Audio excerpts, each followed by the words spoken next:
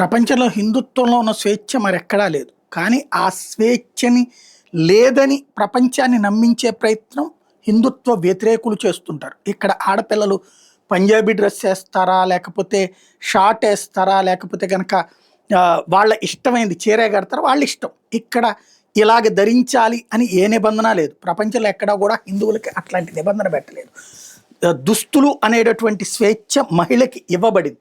సరే, దాంట్లో కామెంట్ చేస్తారా? ఇది నోటి దోలగాడు ఎక్కడైనా ఉంటాడు.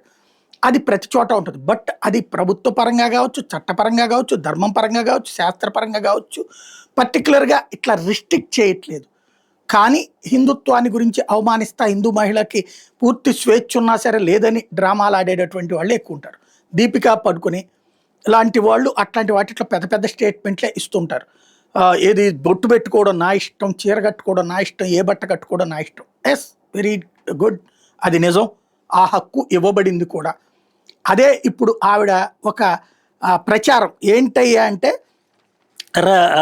ఈ విదేశాలకు సంబంధించినటువంటి దుబాయ్కి సంబంధించి అబుదాబి టూరిజంకి సంబంధించినటువంటి అడ్వర్టైజ్మెంట్ చేస్తుంది. అక్కడ దాంట్లో హిజాబ్ ధరించి అడ్వర్టైజ్మెంట్ చేస్తుంది.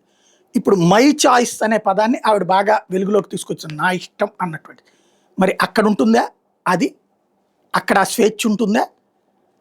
ఇతర మతాలలో స్వేచ్ఛ లేకపోయినా స్వేచ్ఛ ఉన్నట్టుగా ప్రచారం, భారతదేశంలో హిందుత్వంలో స్వేచ్ఛ ఉన్నా స్వేచ్ఛ లేనట్టుగా ప్రచారం. ఇదే ఇక్కడ లోపం.